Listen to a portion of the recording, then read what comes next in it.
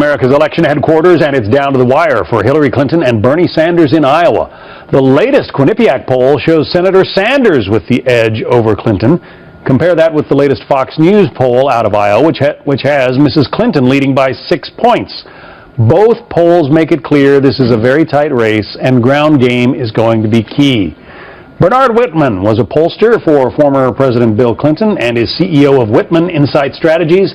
Kevin McCullough is a talk show host for Salem Media Group. Bernard, maybe you can speak first to the idea of polling Iowa. How difficult is it? It's incredibly difficult. Here's why. Number one, Iowans are notorious for deciding extremely late. So even polls that you do a week before may not show exactly what's going to happen. Two, we have to remember this is a caucus. It's not a primary. To actually participate in a caucus requires a huge amount of dedication. You have to spend hours sitting in the living room, listening to debates. You have to publicly stand up, declare your allegiance, and you might have to go through several rounds in a caucus, less likely in this case because there's only 3 candidates. So it's a big effort, and deciding who's actually going to come out and vote has always been the challenge for pollsters. Now, if you actually look underneath those numbers, there is an edge for Hillary. Why? Because the people who are most likely to vote in caucuses are the people who have voted in caucuses before. If you look at 2008 caucus goers, she's ahead by some polls 55 to 38. But Bernie Sanders is the guy, Kevin, bringing all this enthusiasm to the Democratic side of the political election this year. Well, certainly passion has a lot to do with what Iowa ends up being about, and she was also leading in 2008 when she supposedly had the right demographics, and somebody came from 3rd place to win. His name was Barack Obama, and a very similar kind of message, completely different vehicle. The president and Senator Sanders couldn't be more different in terms of personality and even what they appear. But the idea is that there's a message that he has captured that seems to be in that younger demographic that wants to make a difference in the world around them. That's kind of their guy. But is it possible, Bernard, that all of this enthusiasm that Bernie Sanders has been generating at these big events with thousands of people, if he carries that into Iowa, I mean, there could be a bunch of first-time caucus goers that haven't been seen before. Absolutely the case. I think it's anyone's guess. Monday is going to be a very exciting night because we really aren't going to know. Here's another challenge for Bernie. His base, his strongest supporters happen to be young, white, liberal men who also happen to be the demographic that's the least likely to vote. We all know older people more likely to vote. If you look at 2012, under half of those under 30 actually showed up to the polls.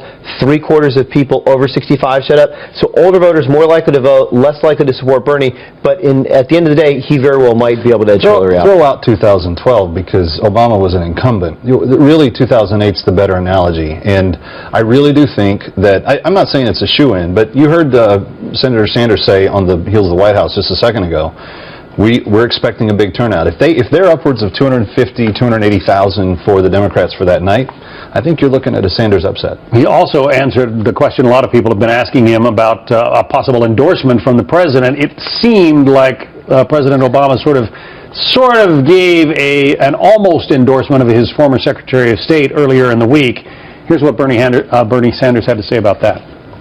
What the president has tried to do, what Vice President Biden has tried to do, is to be as even-handed as they can be. And I know there was some discussion the other day about a Politico interview where he was tipping the scale towards Secretary Clinton. I don't believe that at all.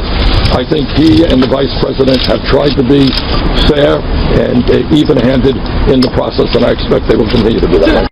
If he were to win Iowa and then go on to win New Hampshire, where he's way ahead, Bernard, what does that do to Hillary's campaign? I think all it does is put the focus on South Carolina, Nevada, and Super Tuesday. I mean, the fact is, what does President Obama care most about? Electing a Democrat in November. And you could ask just about anybody except hardcore Bernie Sanders supporters, the person who is most likely to be able to capture the White House is not Bernie Sanders, it's Hillary Clinton. Your assessment, It'll Kevin? be interesting to see. I think ideologically, President Obama finds himself distinctively in Bernie Sanders' camp.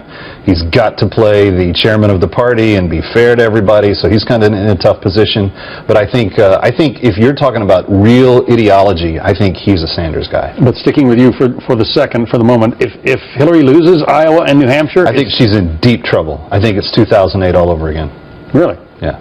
Your assessment? No, I actually disagree. In fact, I think I think Hillary Clinton probably will not win New Hampshire. New Hampshire is basically a suburb of Vermont. I think their campaign has been thinking that all along. I think they've been calculating. They hope that they do capture Iowa, but it could easily go to Bernie Sanders. They've built a pretty strong depth of support, a ground game in South Carolina and Nevada. I think that Bernie's message resonates much less in the South. And if you look at all the national polling, Hillary is still way ahead. So if he does capture those two early contests, could that margin shrink? Absolutely. But I think ultimately Hillary will be the nominee. If they split, I think that advantage Hillary. If they split Iowa and New Hampshire, if he wins both, and in some style convincing, he's got a caucus strategy the way Obama did. His ground game is built around caucuses and winning in the states that Democrats don't normally compete in. He could run up to an early lead.